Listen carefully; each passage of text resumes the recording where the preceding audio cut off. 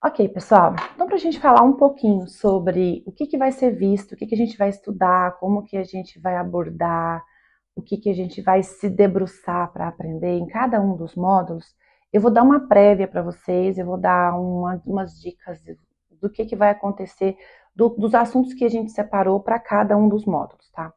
O módulo inicial é um módulo de neurociência básica, ou conceitos básicos de neurociência, introdução à neurociência, né?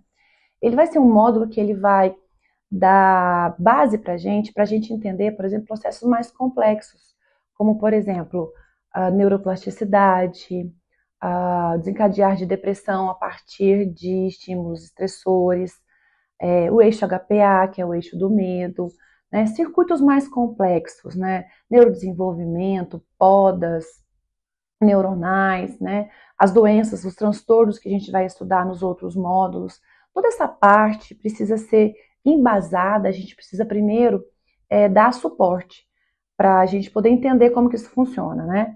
Então, o que a gente vai fazer? No primeiro módulo, a gente vai falar muito sobre neuroanatomia funcional. Então, a gente vai destacar as funções de cada uma das áreas, os circuitos cerebrais, aos quais essas áreas pertencem e formam esses circuitos, né? Mas a gente tem que entender como que essas áreas se comunicam. Uma área da frente, na parte frontal, se comunica com a área posterior, lateral, mais interna. Áreas pré-frontais, modernas, se comunicam com o sistema límbico, que é um grupo de estruturas mais profundas no cérebro.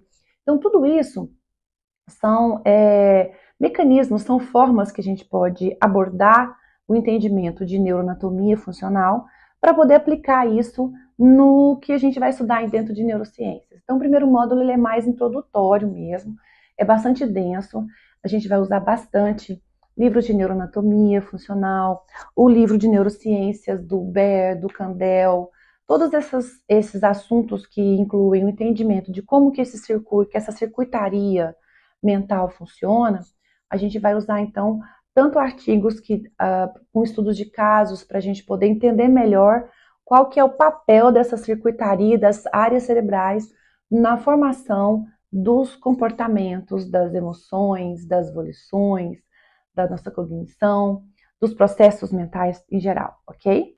Já no módulo 2, nós vamos usar bastante o livro do Isvan Esquerdo, que é Memória, né? Nós vamos usar muito também o livro do Kandel, Mentes Diferentes, porque nesses dois livros, e basicamente os artigos e os estudos de caso que a gente vai abordar relacionados com Alzheimer, com Parkinson, com esquizofrenia, com alguns transtornos de ansiedade da volição, eles têm relação com a memória, com os processos que estão envolvidos na formação da memória, tá? Então, esse segundo módulo, ele é um módulo sobre transtornos e é um módulo que vai usar muito, a gente vai precisar muito dos conceitos que a gente vai ter adquirido lá no módulo 1, ok, pessoal? O módulo 3 é um módulo denso e muito interessante. Nós vamos falar sobre saúde mental, nós vamos falar sobre inflamação, a neuroinflamação, como que esses processos inflamatórios interferem ou causam, por exemplo, alguns transtornos mentais. Nós vamos falar sobre processos de autorregulação, aí a gente vai falar sobre mindfulness, alimentação, sobre atividade física, como que todos esses eventos, eles interferem na nossa saúde mental. A gente vai falar também das interações sociais, como que as interações sociais que nós somos que nós somos tão dependentes delas, né? Porque nós somos seres sociais, e a gente vai ter visto isso lá no módulo 1 e no módulo 2, de como que as nossas estruturas cerebrais são preparadas para a gente ter interação social e a importância disso na nossa saúde mental, tá? Tanto na nossa saúde física como na saúde mental. Por que a gente precisa viver em comunidade? Por que a gente tem tantas estruturas, tantas circuitarias cerebrais envolvidas no nosso manejo social para a gente poder ter saúde mental, tá? E aí também vai entrar, a gente vai falar um pouco de dopamina, tá? Do sistema de recompensa, do circuito das vias dopaminérgicas, e da interação disso com tanto a nossa satisfação quanto o desenvolvimento de doenças mentais. E também vai caber nesse módulo falar um pouquinho sobre os estimulantes, sobre a adição, né, sobre substâncias que estão sendo utilizadas hoje em dia aí nas rodinhas de adolescentes, de pessoas que às vezes acabam por usar substâncias que têm uma aplicabilidade no tratamento de transtornos como, por exemplo, o TDAH, o TEA, estão usando isso como substâncias estimulantes, né? E a gente vai falar um pouco sobre isso também nesse módulo, ok? E aí a gente chega no módulo 4, que é o módulo de transtornos do neurodesenvolvimento, onde a gente vai estudar, discutir, analisar alguns casos, né? Sobre TEA, TDAH, transtornos de ansiedade, esquizofrenia, transtornos da volição, transtornos de humor. E a gente vai falar também um pouco sobre como essas áreas envolvidas nesses transtornos têm a ver com outros pontos de vista quando a gente observa a neurociência. Então, quando a gente fala sobre motivação, sobre comunicação, sobre liderança, sobre estratégias de conquistar pessoas para poder acompanhar você numa certa demanda, num projeto, né? Como que essas estratégias são traçadas e quais são existem ferramentas ou não existem ferramentas que ajudam a gente a melhorar, por exemplo, o engajamento das pessoas dentro dos projetos que a gente tem, às vezes, a oferecer, né? Então, isso é uma forma da gente entender como que a neurociência, ela trabalha também para melhoria, para afetar a qualidade de vida das pessoas, não apenas para estudar os transtornos, né, mentais que a gente veio falando deles ao longo dos módulos anteriores.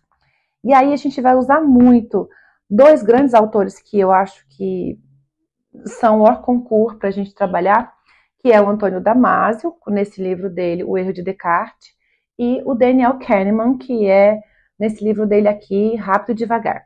Esses dois livros, eles se juntam numa ideia central para mim, que seria explicar como que a gente toma as nossas decisões, como que a gente faz as nossas escolhas, como que a gente traça as estratégias de interação social a partir de dois mecanismos básicos, que é a interação entre áreas corticais, áreas modernas do nosso cérebro e áreas mais profundas do sistema límbico.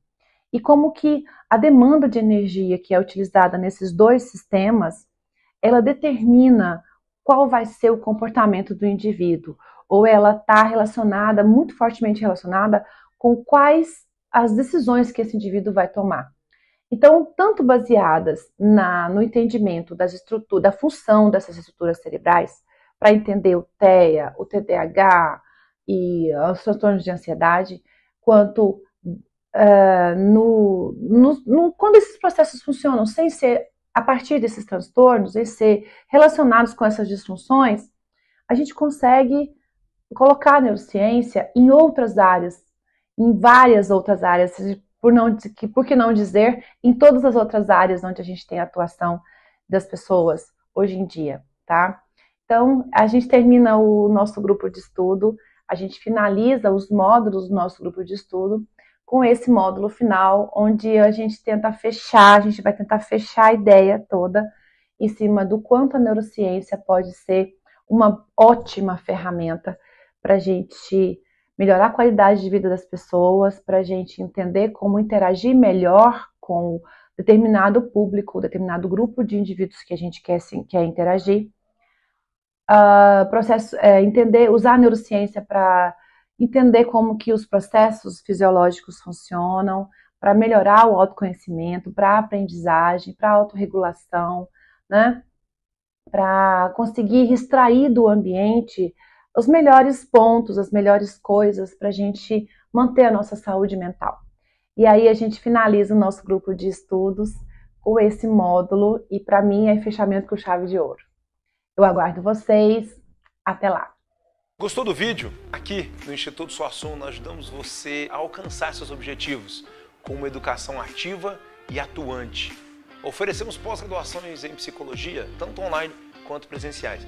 Saiba mais visitando o nosso site www.institutosuassuna.com. Diga sim para o seu futuro.